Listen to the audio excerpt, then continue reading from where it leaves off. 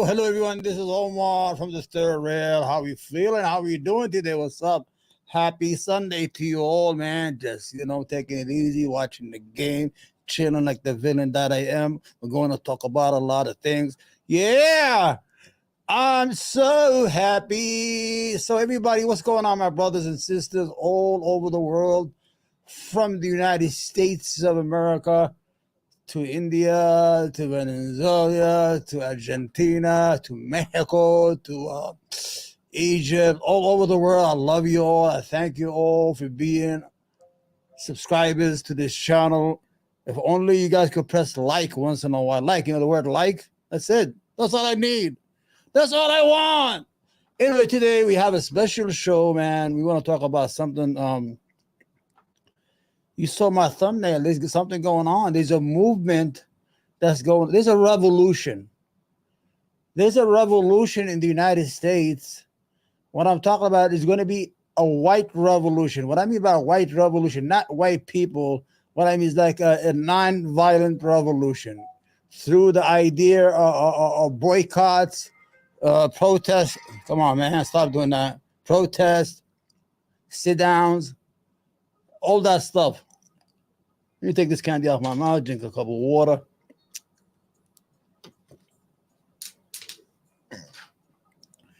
All right, I feel like I'm sideways, right? Let me see if I do it like this. Where am I? Hello, this is it. All right, there I am. Okay. So I'm feeling great, and I think TikTok is a revolutionary platform.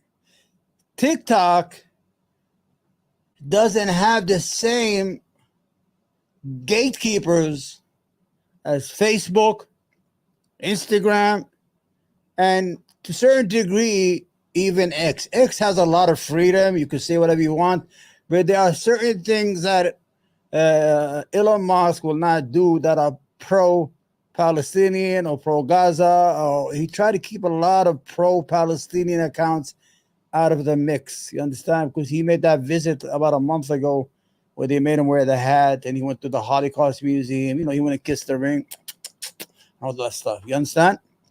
So what I'm saying, there's a new revolution called Block 2024. Now, I'm going to show you some videos from TikTok. Now, Block 2024, what it means is that that people will block stars, like, you know, movie actors, like people on social media, things of that nature, you understand? So that's what's going to happen. Now, I cannot even find where I am. Let me go over here. I have to do this sideways, guys. I'm sorry. I know I'm looking sideways, but please hang out with me, man. Don't have a producer. Okay. I'm going to show you a video first from TikTok to show you what I'm talking about, and I appreciate if you all do the same. The whole idea, what you do is you block TV personalities, like anybody that you that are not talking against the Palestinian genocide, like Jerry Seinfeld, like Bill Maher, DJ Khaled, one of the biggest piece of shit in the world, a Palestinian who doesn't give a fuck about his own people. This is outrageous. You know, if I was these rappers, I would not trust DJ Khaled. If DJ Khaled cannot speak on his own people, how the hell he's going to speak? How the hell he's going to stand up for you when it's time to stand up? You understand? He's a coward. He's a overweight, obese, excuse me, bad people, coward who plays golf all day, try to pretend that he belongs. He's always been a sucker. I'm from New York, and he was in the Bronx. He was a little bit before me.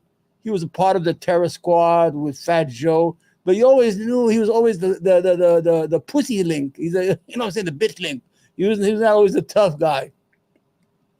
So what I'm saying is, this is gotta find TikTok, man. TikTok is here. Hold on, let me bring this closer. All right. You know, my eyesight is not what it used to be. Okay, you go. All right. I got to go to my drop. What is it called? Dropbox? Come on. There you go. All right. You go. Okay. All right. We're going to TikTok. Okay. You ready? Oh, where's my TikTok, man? Forgive me, guys. Give me a second. Give me a second. One more time. If it doesn't come up, we're not going to do this no more. Okay. What else? TikTok, huh? Wow. Is this it? Let me see. Deliberately starved the people of Gaza. Starved. That's not it. All right. I'm trying to find my videos, you guys. I want to show you that what's going on. You know what? We're going to go to TikTok itself. You understand? Forget about it. We got to go to TikTok itself. Let's go to TikTok. Block. Let's say, okay. TikTok. All right. Okay, here you go. Hold on.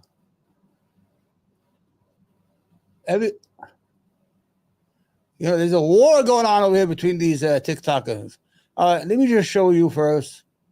I know I lost a lot of you because you said, Omar, this fucking guy. I did prepare, but I can't find. Okay, we're going to share this, and we're going to go to TikTok itself. We're going to watch this stuff together, all right? Let me see how it looks. Where am I? Am I here? Am I there? All right. Okay, we're gonna watch what's going. This is what's going on in TikTok right now. Okay, hold on. Okay, hold on. Okay. You can't fight. Who? You pretty. Hello, IDF, Israeli soldier. Hold on. How many Palestinians? I'm Chinese Arab, and how did I become fluent in 3 languages? What happened to the shit, man? اسمع ولا يا ساقط لو كان رد إيران مسرحية فالتطبيع فيلم إباحي يا منياك. Wait. What the hell? If you're a content creator, you need to start using Artlist. I'm telling you, Artlist. كمين الزن. The fuck is that?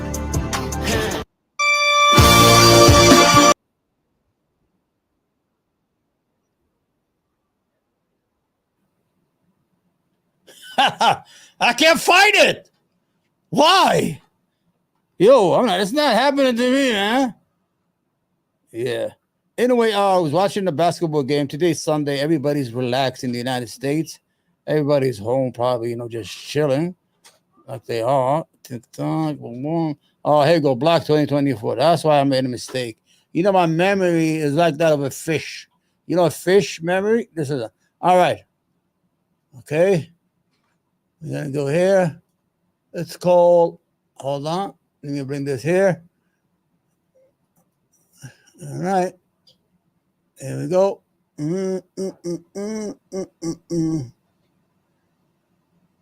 Oh, man.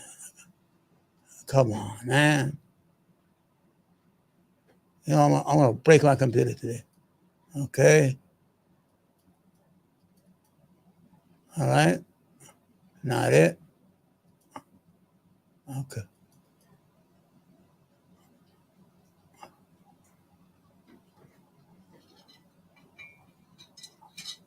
Hold on. Okay. Okay. All right, here we go. These are the videos. Ready? I got the videos now. It'd be pretty crazy to be Zendaya or Ariana Grande's agent right now. You'd be like, hey, good news, bad news. Good news, you're all over the internet. Bad news, you're being juxtaposed against images of Gazan children dying. Your face at the Met Gala is being used as a way to show that the neoliberal order is dying. And we are sorry about that, but so what I love about the United States is that we finally have waken up to the fucking elites. We know the media is corrupt. We know that the corporate America is corrupt. We know our government is really corrupt, especially our congressmen and congresswomen and our president is owned by lobbyists. AIPAC owns the United States. AIPAC is a Jewish lobby, owns Congress and owns state legislature, owns everything. What I love this is they can't stop that. That's why they want to shut TikTok. That's why they want to shut TikTok. They want to ban it for the purpose is because TikTok is a revolutionary platform. What I mean by revolutionary, it gives voice to the voiceless, to people who are unseen, unheard on regular platform. How many people you will see do that? No way. I bet you won't see this on Facebook. Unfortunately, there's nothing we can do. The Hunger Games soundtrack is playing behind you, and everyone knows that essentially capitalism is a lie. And you are the poster child of it. So, no press is bad press, but we recommend you lay low for a while now. Yeah. Come on, man. Revolution now. That's right. Block 2024. We're going to get more videos here, guys. More videos. I just want to give you an idea what people are talking about. If you get on TikTok, just get on TikTok. If you are on social media, man, it's time for you people to block these criminals. Let me show you a couple more videos. Working. You can literally go and see the live drop of followers. Just like all the celebs. It's just like they're dropping like flies. Yeah. It's so satisfying. Ooh. Yeah. Ooh, Yeah. so satisfying. All right. Let me see. All right. Anyone? Okay. So the whole idea, you get the gist of it, is that the movement started on TikTok. It was called Black 2024. I hope it moves to other platforms like Facebook and what's that? Instagram. I don't use Instagram and all other media platforms. We need to send a message because nobody's listening to us. When the students started protesting, they turned them into terrorists. They start calling them the Hamas students, or they started calling that outside agitators, like the New York City mayor who were on TV and lied, or the New York City, the New York City Police Department who went on TV and lied. They saw us a chain that people. It's unbelievable that for the sake of Israel, they are willing to put their children in jail and their people in jail. This is what's going on in the United States. I'm telling you, Israel is the master of our relationship with Israel. Israel is the master. Israel dictates what we say. We are watching them murder and kill men, women, and children, and we thought, don't do that. Joe Biden will say, don't do that, and he goes back to sleep, and they'll do it. He'll say, we're not going to send you no weapon. He's not saying he's going to stop all weapons. He said, well, we're going to delay the 2,000 bombs, the 2,000 pound bombs. Maybe you don't need to bomb a whole block right now. And you know what happens? The Republican Party comes, no, we'll get on our knees. So there's a disconnect between the people. There's a disconnect between the people of the United States and their government. What's going on in the United States right now? It's like the perfect storm until November of 2024. What I'm saying is that there's a lot of moving parts. You have the dissatisfied white nationalists, you have the dissatisfied African Americans, and you have the Trump supporters. Trump is in court. He might go to jail. What's going to happen? I mean, let's say they find him guilty. Are they going to really put him in jail? Imagine he wins the presidency. What's going to happen?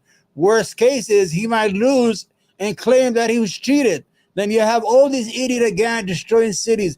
The United States is in danger, man. Is heading toward a cliff. The United States of America is heading toward a cliff. If we, the people, do not save it, the United States will fall off the cliff come November 2024. Because look at our country right now. Our leadership resembles the leaderships of the Soviet Union in the 1980s, when every person a part of the leadership of the Communist Party was over 70 years old. Some of them were in coma, some of them had dementia, some of them had stroke, some of them had Parkinson's disease. That's why we won the Cold War. This is what's going on right now. Joe Biden's presidency will become a community project. What happened is the man is 80 years old. So if he wins, he's going to be until he's 85 or 86 years old. Now, you know, he's already having issues with sentences of walking, or comprehensive conversation, and things of that nature. Imagine if he becomes president of the United States, what's going to happen? He's not going to be the president. You know who's going to be the president? The cabinet. You're going to be ruled by the cabinet that is under him. They're going to be infighting, who says what, who does who. Oh, I know him better than you. Oh, I know him better. All that thing. Anyway, this is what's going on. My advice is to everybody, block all these out of touch people in the entertainment business, the Kardashians, I don't know, whatever you want to call it.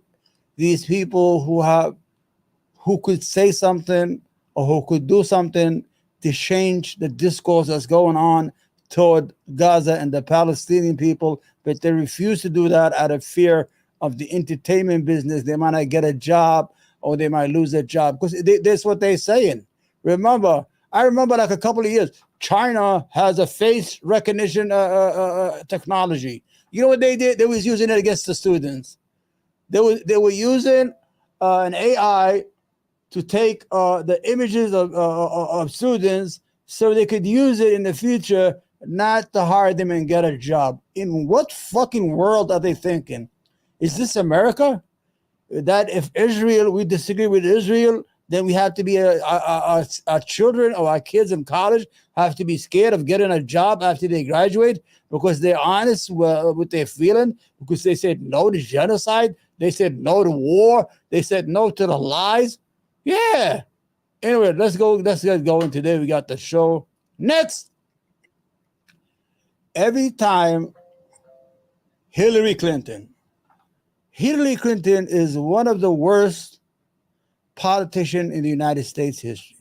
Hillary Clinton is a liar. She's a warmonger. She's the wife of the former president, Bill Clinton. You know who it is.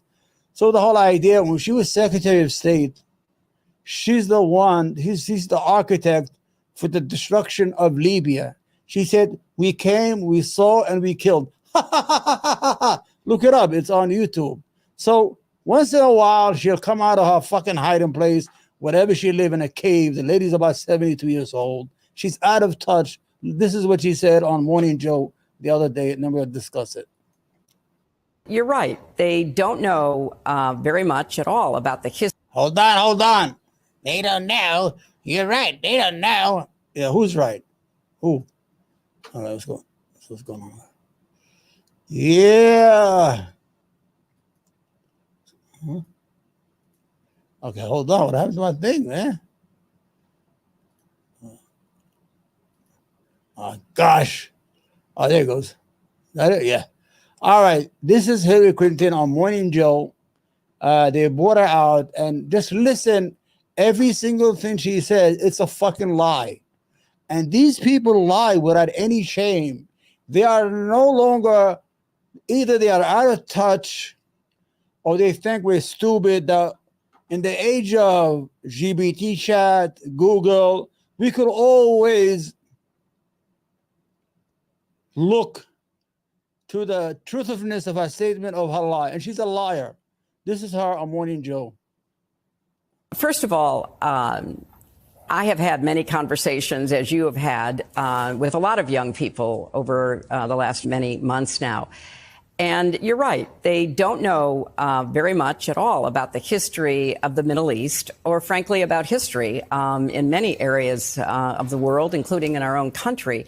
But with respect to the Middle East, they don't know that under the bringing together of the Israelis and the Palestinians by my husband, the then Israeli Prime Minister Ehud Barak, the then head of the Palestinian Liberation Organization, then the Palestinian Authority, Yasser Arafat. An offer was made to the Palestinians for a state on 96% of the existing territory occupied by the. She's a fucking liar. The offer they made was not 96% of the territory. And they say every time Israelis, you see the talking points, 5 times we offer them a state and they miss that opportunity to take the state. The state they offer is under the foreign minister of Israel in his memoir. The foreign minister at that time at Camp David said that if I was the Palestinians, I would not accept the offer that was offered by Ehud Barak and Bill Clinton. And she'll go on national TV without any shame, still under the Zionist influence. Maybe, I don't know, what are you going to run for? You're 72 years old. You're 73 years old. Why don't you just tell the truth, life is short. You have so the foreign minister of Israel at that time said, if I was the Palestinians, I would never accept that offer. The offer had no borders. All the borders are controlled by Israel. The sky is controlled by Israel. The water is controlled by Israel. The airports are closed. So what is it? And you don't have a standing army. So that's not a state. That's an Indian reservation here, like in the United States, when we put all these Indians in these fake reservations, that are actually intimate camps, like we did to the Japanese. There was nothing offered to the Palestinians. Shame on you, you fucking piece of shit. Go ahead. Palestinians with 4% of Israel to be given to reach 100% of the amount of territory that was hoped for. And this offer was made. And if Yasser Arafat had accepted it, there would have been a Palestinian state now for about 24 years. It's one of the great. You know what some of the Ehud Barak advisors said? That whole thing was a show. He said when they went to that negotiation, they had no intentions of giving the Palestinian state. Even the war criminal Netanyahu have said, he said, I'm the one who destroyed the two-state solution from Oslo from 1993 upward. I was always there. There was nothing to be offered. It was just a showmanship. Oh, look, the Palestinians refused to take the state. So what are we going to do? We're going to bring another 5,000 people from New York and give them houses and build them houses on Palestinian territory inside the West Bank. It's always been about land theft. And the problem is these are the collaborators of the crime that's going on in Palestine. Excuse me. Tragedies of history that he was unable to say yes. My husband has a book coming out later this year, Joe, in which he talks about how Arafat kept saying he intended to agree, he wanted to agree, but he was, as you rightly point out, pretty sure he'd be killed because Sadat was. He was going to be killed because he was going to give away Jerusalem. If you understand about the Palestinian struggle, it is not a Palestinian struggle. It is a Muslim struggle. It's an Arab struggle. It's a religious struggle, because the 2 billion Muslims see the Dome of the Rock, that mosque that is inside Jerusalem, as part of as the third holiest place in Islam, and for Arafat just to give it away, because what they were offering Arafat, they were offering Arafat a suburb of Jerusalem, not Jerusalem itself. So Arafat said, I can't give away Jerusalem. First of all, they will kill me. And second of all, they're not going to accept it. Nobody's going to accept it. You understand? This is the problem. Killed by extremists when he made peace with Israel. Our dear, dear friend, Yitzhak Rabin, was killed by a radical Israeli when he was pursuing the two-state solution. So this is a very important piece of history to understand if you're going to take any kind of position with respect to what's going on right now. And there's much more. So the whole idea, she came out, she's saying that students don't know what they're doing, that she... Get out of here, Hilary. Get out of here, Hilary, you ugly thing. So the whole idea, she came and she said that students don't know anything about history. They don't know anything about the Middle East. She's the expert. If she was the expert, why didn't they solve the Middle East issue? Because the United States has no control over the Palestinian-Israeli issue. The United States is not a fair arbiter of the conflict. Always pretending. The United States always said we're going to be the honest broker between the Palestinian and the Israeli negotiation. What they do, the envoy, they always pick a Jewish envoy who is a Zionist and pro-Israeli to represent the United States in the negotiation. At the same time, he is negotiation for the Israelis.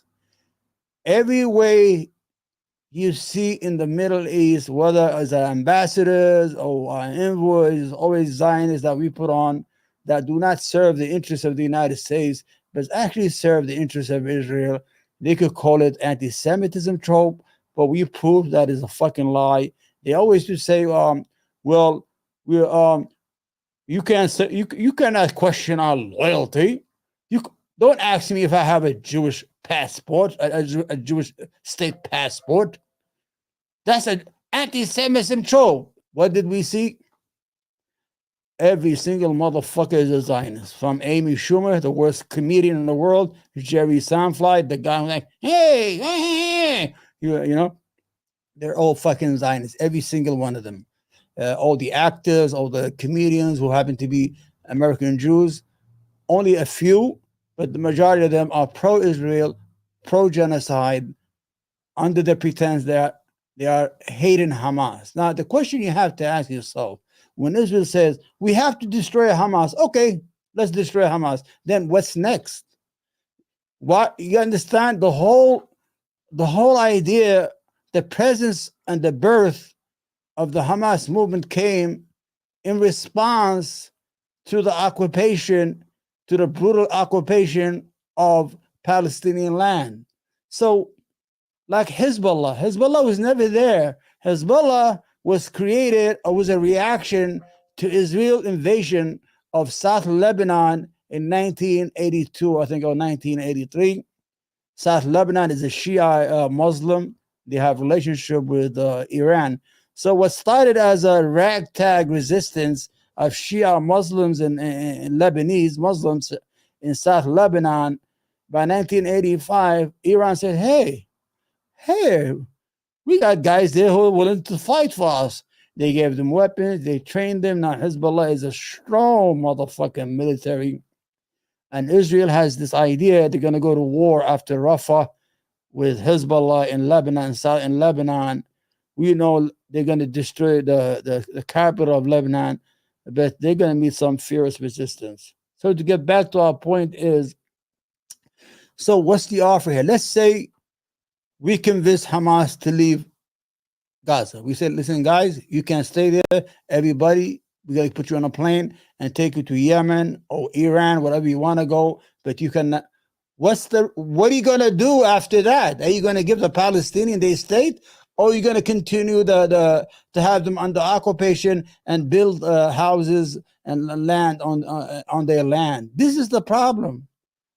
If you destroy Hamas, there's going to be another 100 Hamas after that, especially after you killed all those children and made orphans of them, killed their mothers, killed their uncles, killed their grandparents. They killed generations of families. What I'm saying, generation of family, these are whole generations that no longer exist inside Gaza. They killed from the grandfather to the grandchild. This is unbelievable. And these are the same son of a bitches who say, we escaped the horrors of the Holocaust. Okay.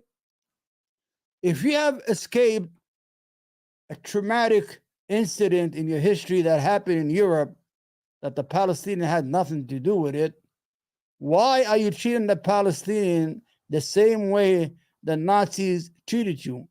They created ghettos. You created ghettos in the West Bank. They were taking people in jail. You're doing the same thing. They were killing men, women, and children. You're doing the same thing. They were starving you in Europe. You're starving the Palestinian.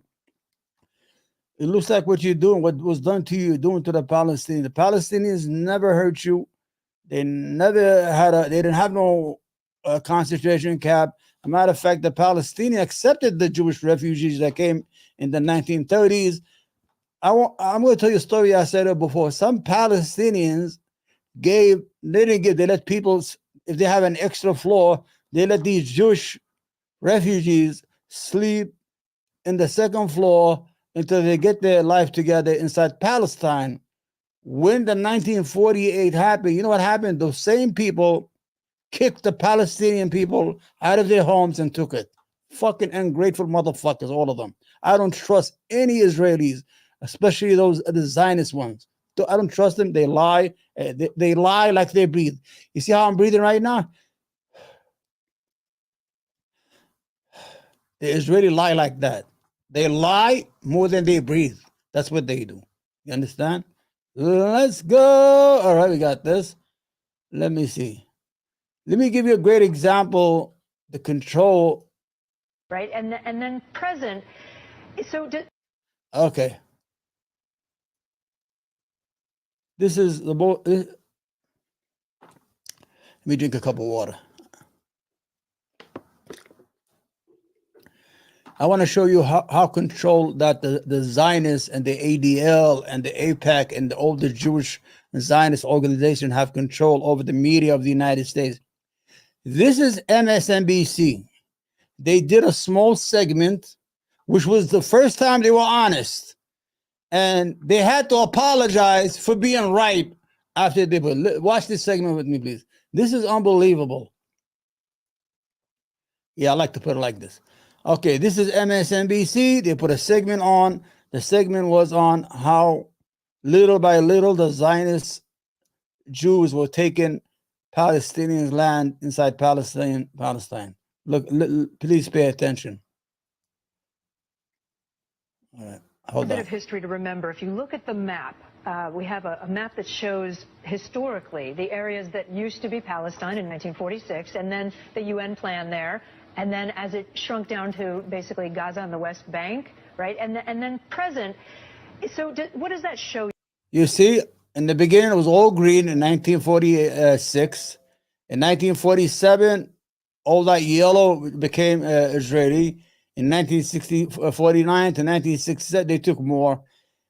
And today, present, the Palestinians only have about 18% of what was their land. And they still not want to give it to them, these motherfuckers. You, Martin, that the area where Palestinians are living has it grown increasingly smaller? Well, absolutely. Of course, this is what it's all about. It's all about the land. And what this map shows you, and I must say it's pretty shocking when you present it in this way. What it clearly shows is that if there is no peace agreement between Palestinians and Israel, more of those green areas, more of that Palestinian land will be eaten up by Jewish settlements. Although right now there is a freeze on settlements by Israel because there's so much international pressure, the Palestinians say if we don't have peace soon, we won't have a Palestine left. And the Israelis say we have every right to be in all of those areas. Well, the Israelis say, look, you know, this is our homeland too, and we're Jews. We have the right to live anywhere, same as anywhere else in the world. We should be allowed to live anywhere we like. And that's hard to argue about, except it's taking the land of a future Palestinian state, which that's what the frustration and the violence is all about, for the most part, the occupation of their land. Okay, hold on. That's not the crazy part. The crazy part is they made her apologize. Watch this. In an attempt to talk about the context for the current turmoil in the Middle East, we showed a series of maps of the changing geography in that region. We realized after we went off the air, the maps were not factually accurate, and we regret using them. Hey, fucking bastard. Well, why don't you show us the real maps? Huh? She had to apologize because she showed some, because they were being honest for the first time. Maybe they made a mistake there by being honest. She had to come and apologize and say, well, the maps we showed you are not really accurate. So we are sorry. Okay, you apologize. Apology accepted. Can you show us the real maps? Please? Unbelievable, man. The United States of America has no control over its media. I'm telling you, you know, people say, Omar, you know, this is anti-Semitism. No, it's not. We all know most of the media is controlled by Jewish Americans. The New York Times had a directive to its journalists. You can't say the word Palestine. You can't say the word genocide. You can't say the word bombing. You can't say Gaza. You can't say anything as if these people don't exist. And that's supposed to be the New York Times, the paper of record. So what I'm saying is that I'm an Arab American. Let's say I was a journalist in the New York Times or the Washington Post. I will have some bias when it comes to the Palestinian. I will try to show the Palestinian case more than it's only natural. It's nothing, these are not gods. They're not angels. They come on TV. We have to protect our journalist integrity. Fuck you. You got no integrity. You're all liars. That's why my advice to all Americans, don't watch MSNBC. Don't watch CNN. Don't watch Fox News. Don't buy newspapers. I had a subscription to the New York Times. I canceled it. I still have until August. I still have a subscription to the Washington Post. I'm going to cancel it. So if you want to get your news, get it from YouTube. I'm serious. Or from TikTok or from X, which used to be Twitter.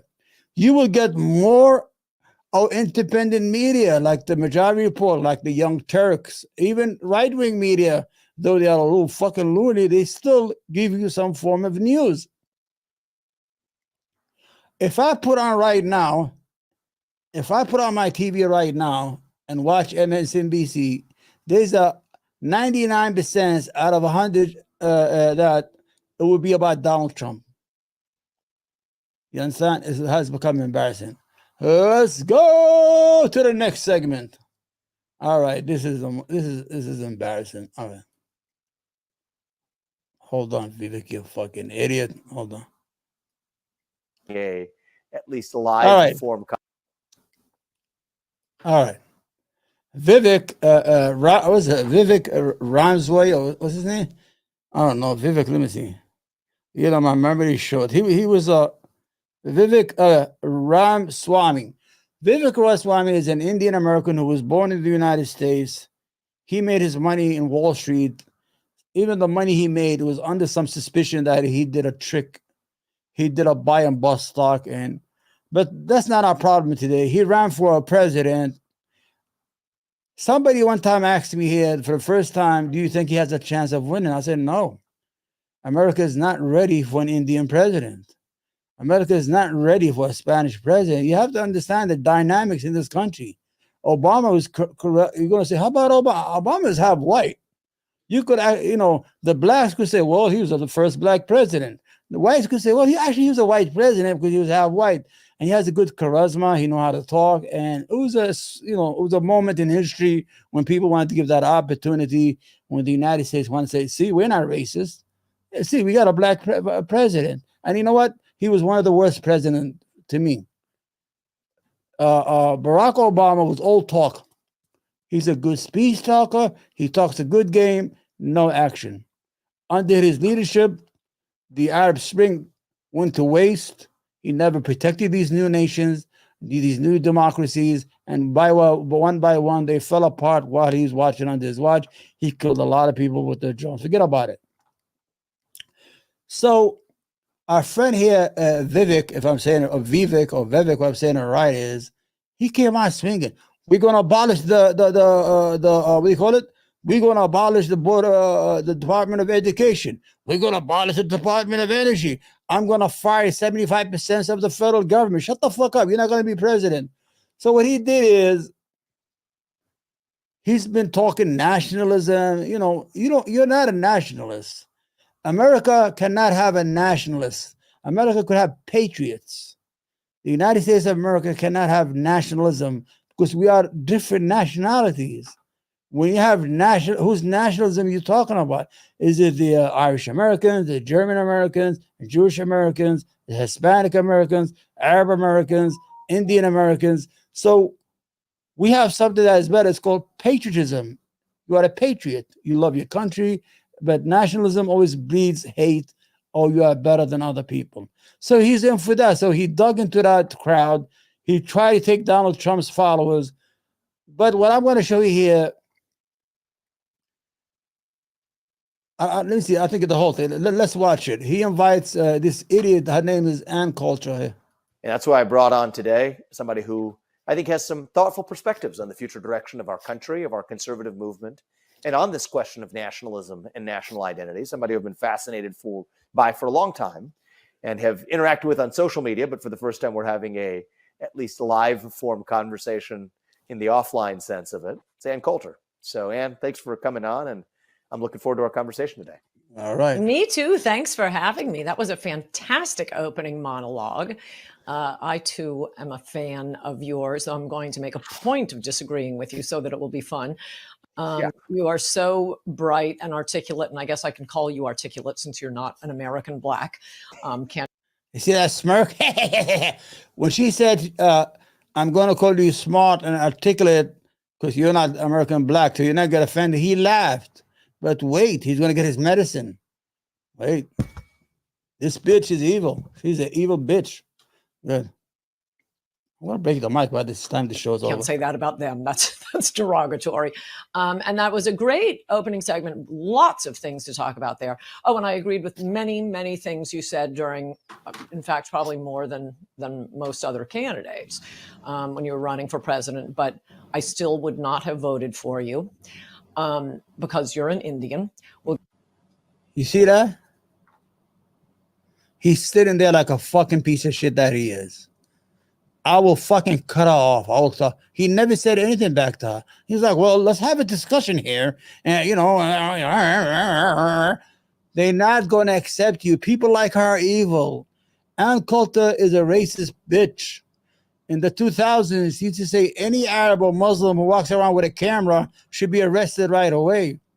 She's racist, and she claims this WASP, white American Anglo-Saxon, whatever it is, but she's a piece of she didn't have no babies. So what the hell?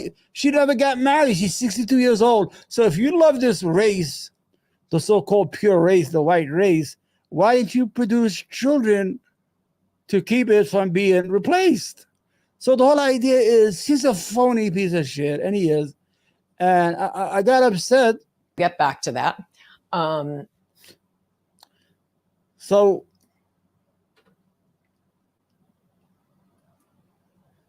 she told him, you know, you're a good guy, you're smart, you're intelligent, everything. And I like what you said, but I can't vote for you because you're Indian. Why?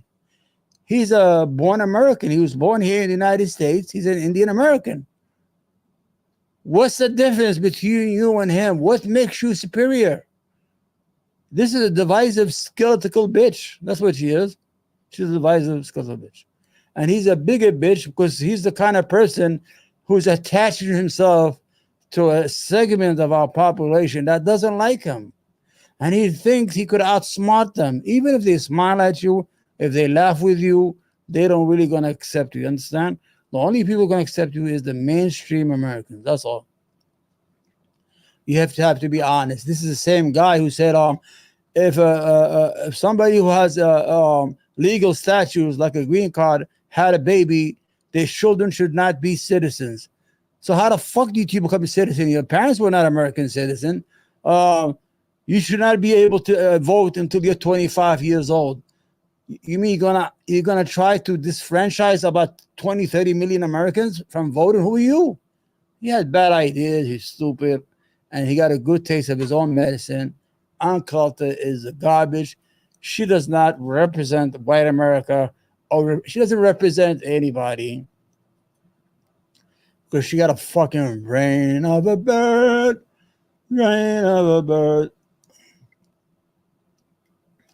All right, let's share a little racism. Okay, you know what's going on right now in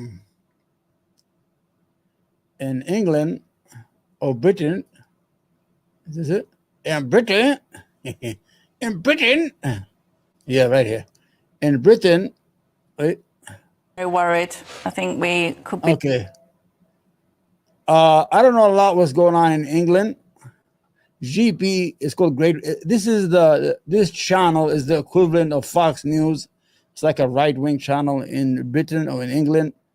In England, they're having a lot of elections, and some Muslims or Indians are winning these elections, like mayors of small towns or villages, or councilmen or councilwomen, whatever they call them over there. Now, it shows you the British Empire,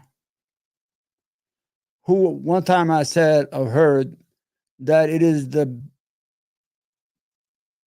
biggest,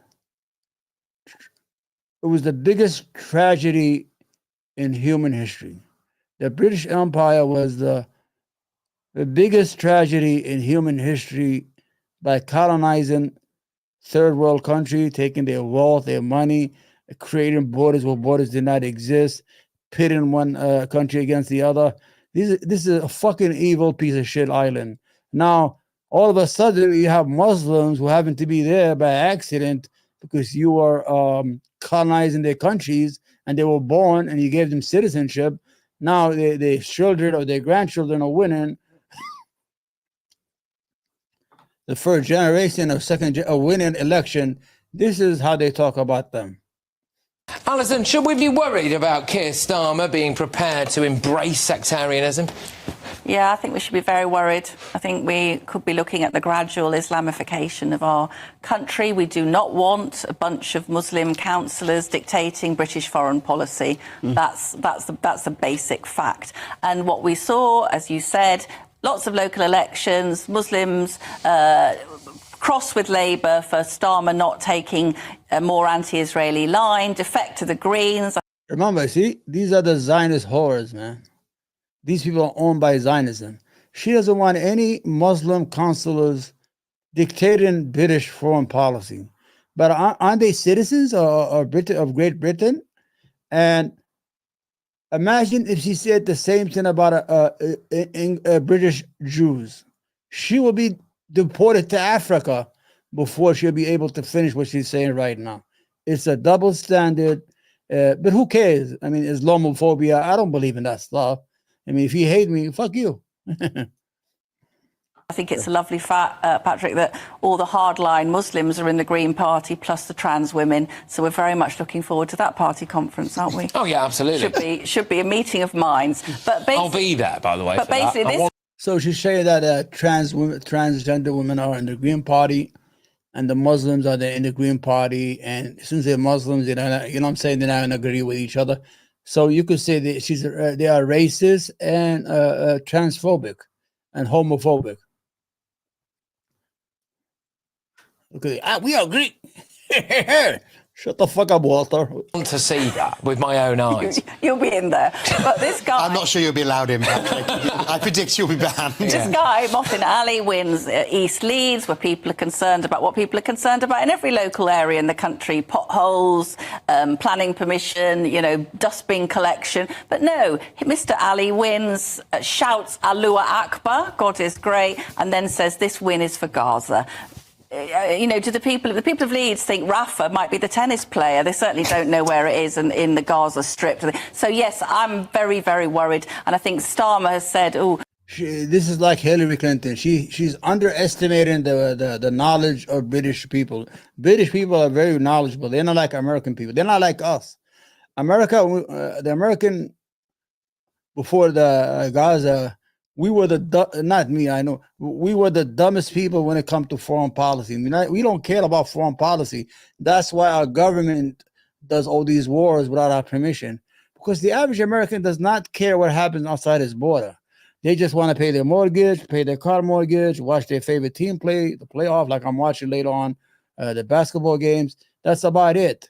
So she's saying that, well, if you told the British the word Rafa, they're going to think is a tennis player. No, Rafah is a real place, and there are people dying, women and children, under the rubble of the people that you support and the weapons that you give them.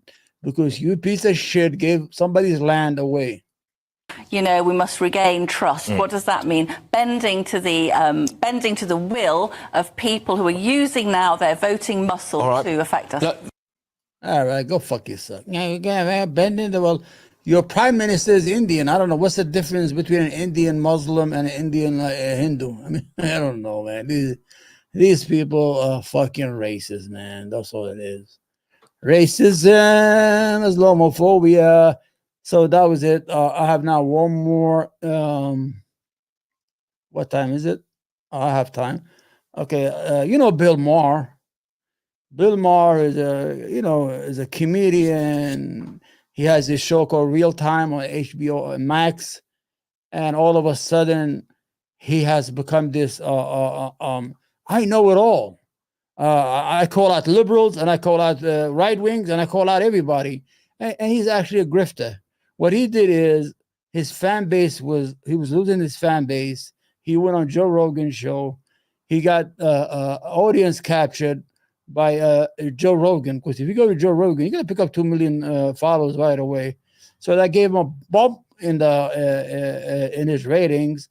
And when he went to comedy, people started asking for him in red states. He went to places like in America, like the Midwest, like the South, where he never went before. He's a liberal, right? So all of a sudden, there's money to be made here. But I want to watch you. There's a segment here. It's about the Confederacy. Forget about what they said. I want to see how how embarrassingly he becomes, because he's trying to play like the both sides and the bombs on him. You understand? This is his show, right? I hope he doesn't do a copy strike, whatever the fuck it is. It's the age of grievance, Frank Rooney. Okay. All right, guys. Here are the questions. What are the panel's thoughts on a Virginia school board restoring Confederate names? Oh, yeah. I saw this today. The schools there, 2 schools in Virginia, restoring, I think the Stonewall Jackson is getting his name back on the school. Didn't see that coming. Is it a sign of backlash to DEI? Yeah. I mean, it's a backlash thing. It is. And always, this country never knows where to stop in the middle. You see what he did? DEI is like a diversity of something like that. And so he want to blame that. What he's saying, it's all the liberals' fault. It's the DEI where they help, what's it, diversity and whatever the fuck it stands for in the workplace. So he's going with that, but the guests are embarrassed. Don't worry about the British guy, the Irish guy. He's a piece of shit. Sorry, I do love the Irish people, but there are 2 elderly Americans there who are very smart. Listen to what happened. Listen. I'm always telling it like it is. This is it's a reaction because we don't know where to stop. We never say we stand in the middle. He's blaming the liberals for something. You know, he's just saying things for the sake of saying it. Let me just get a little bit of it so we can go. Okay. See that coming. Is it a sign of backlash to DEI? Yeah. I mean, it's a backlash thing. It is. And always, this country never knows where to stop in the middle. See, it just never. They don't want to agree with it. It's like the thing that goes bung, bung, bung, bung, bung, people have on their desk. And a pendulum? That steel balls. Oh, okay. You know the steel balls? Anyway.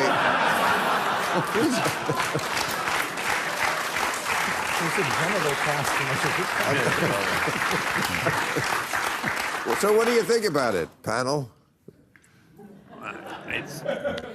It's slightly dangerous terrain, but I can throw one thought out. I looked into this some years ago when the statues started coming down in 2020. But this is a racist piece of shit.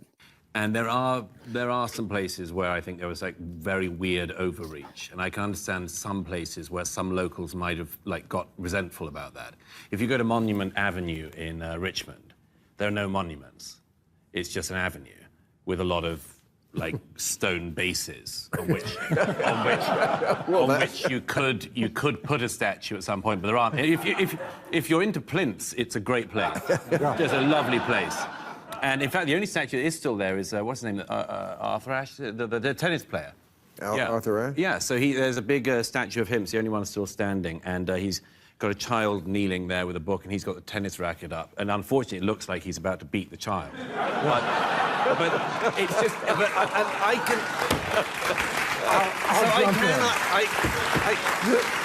My point is, I can understand if I were a local, I might have got a bit annoyed about this. Yeah. But I think it's worth remembering that the Confederacy celebrated slave owning, and these statues weren't built during the Confederacy. Sure. Thank you. They were built when the Jim Crow laws were being enforced and segregation was really being enforced. So I think we need to know our history and honor our history, but I can understand how it would be tough to live in a town that is celebrating people who really thought that slavery was a great thing. Well, everybody thought that, by the way. Not you. Now, first of all, to re-put the statue up? No, that's sure. Great. I mean, But you can do what museums call retain and explain. I mean, you say we need to know our history.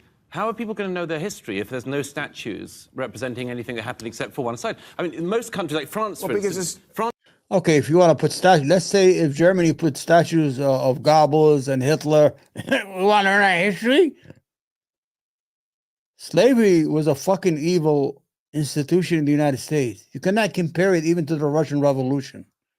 Slavery was an evil institution.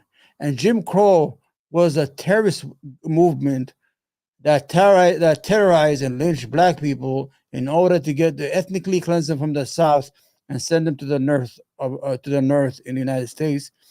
Because believe it or not, when slavery collapsed and they became free, in some states and cities, blacks were a majority than the whites. And when they had election, a lot of blacks got elected to Congress, to the Senate.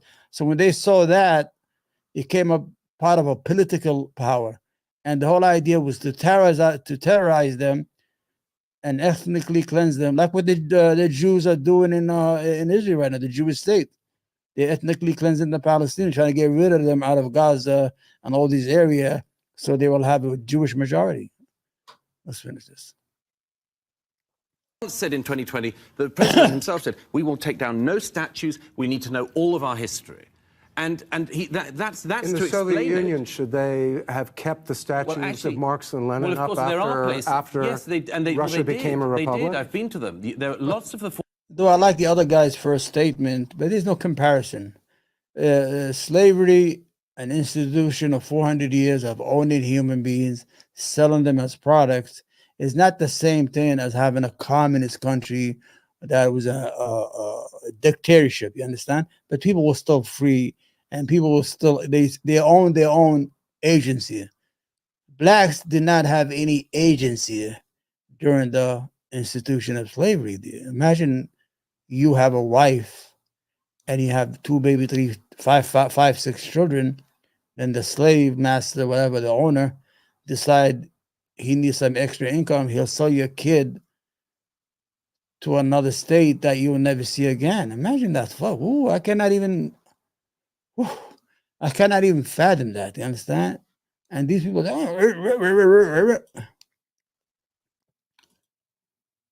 you know, I love Irish people. And I see this piece of shit, and that's the first Irish individual that I hate.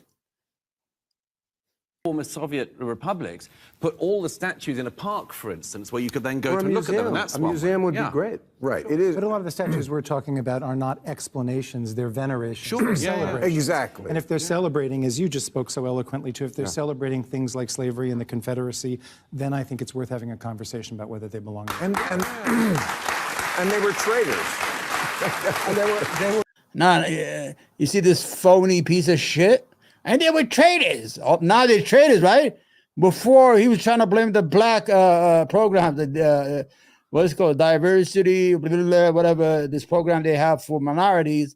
But when he got some pushback from his guests, oh, they're traitors. They traded. They was traitors now. All of a sudden now, he has become the champion of anti-slavery. This motherfucker, he will sell his own mother's tongue if he can to get a laugh or to get a check into his bank account. These people are evil. These are the elites who are out of touch. They were traitors. This was a war against a secessionist. Yeah, but people also have to remember, I mean, look, there are obviously cases like that, where, like Stonewall Jackson, I don't think you particularly need to have a school named after.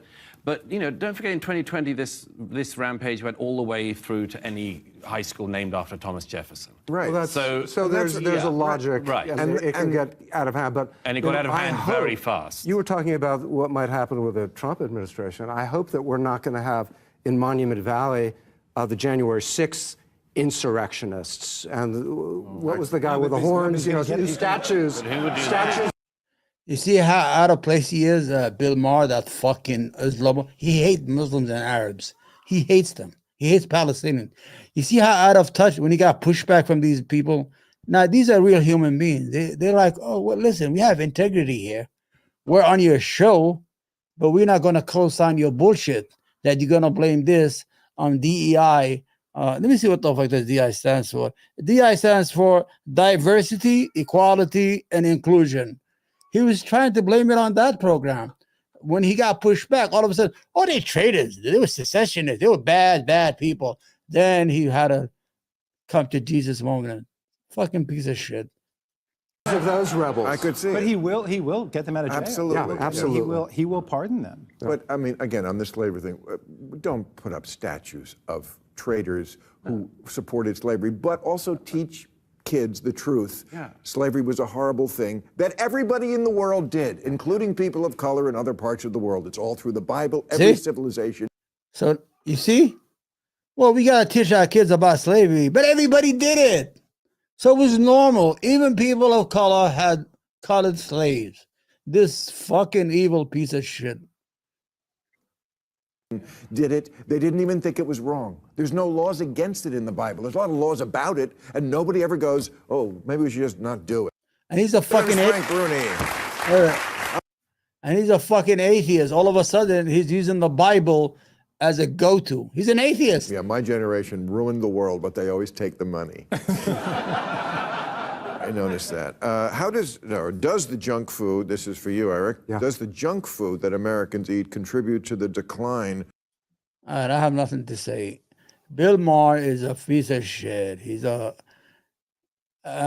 he hates Palestinians, and he takes joy from seeing Palestinians being killed.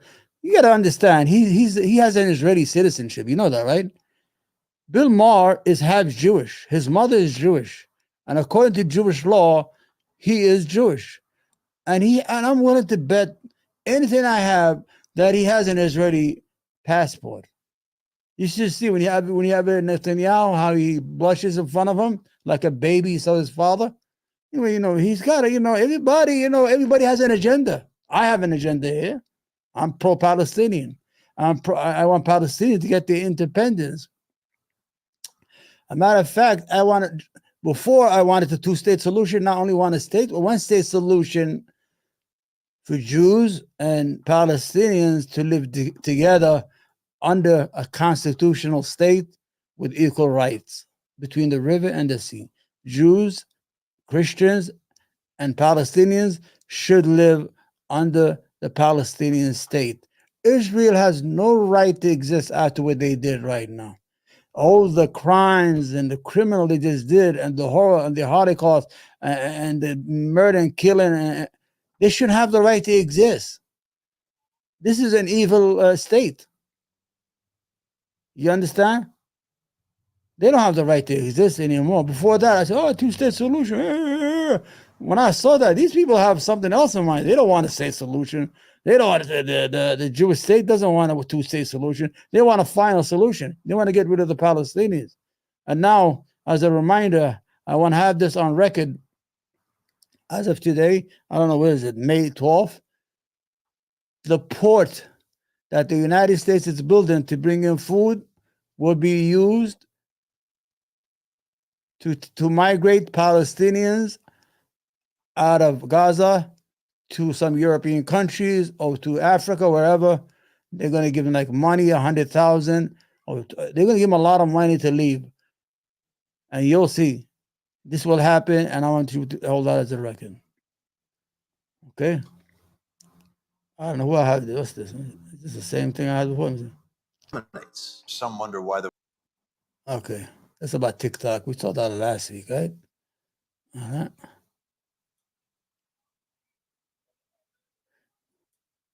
An exaggeration. I'm talking literally. Okay, we saw that last week. Let me see if you love me, if I love you. All right.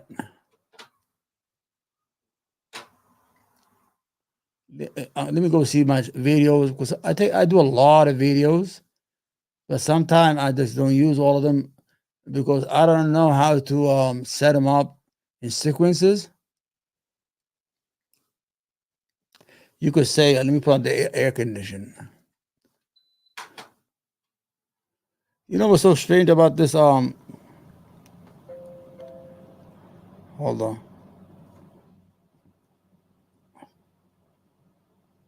Okay. I don't know. It says 11 here, and it says, I don't know what that means. Gallery. All right, let me see some videos I got. I want to show you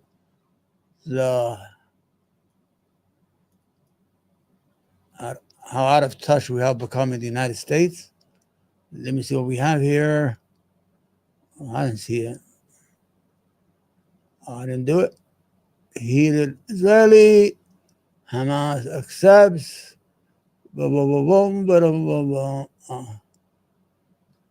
Okay. Overturn. All right, this was yesterday. Hold on. Allegations confirm that. Okay, this is an historic moment. Yesterday, they had a vote by the General Assembly, and when you had the Israeli ambassador goes up there and rip up the United Nations charter on the shredder, that's the same charter that gave you a state, you piece of shit. All right, this is the vote yesterday. The United States always votes against it. That's the honest broker we have. We are the honest broker, all right? Don't you ever question it. Will all delegations confirm that their votes are accurately reflected on the screen? The voting has been completed.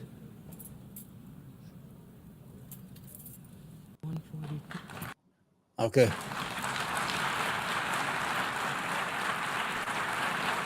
The result of the vote is as follows. In favor, 143.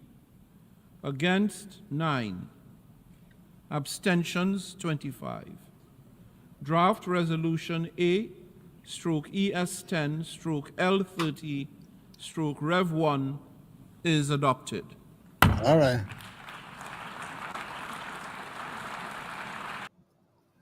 I would like to say congratulations to the Palestinian for the vote. They don't get full statehood, but they get more rights inside the United Nations, because the only country that's holding back Palestine from becoming a state recognized by the whole world is us, the United States. Unfortunately, we don't have the will or the power to do that, because we are under the influence of AIPAC's money. Our government is fucking corrupt, man. I mean, I don't know how it's going to end, man, because at the end, Americans, they're not going to stand for that, you know, having a corrupt. Anyway, guys, I love you all. I want to thank you. I'm about to make a prayer, Maghrib prayer, Salah. And I appreciate you, you know. I don't know, man, whoever you are, wherever you are, God bless you all. Thank you very much. And power to the people. Power to the people.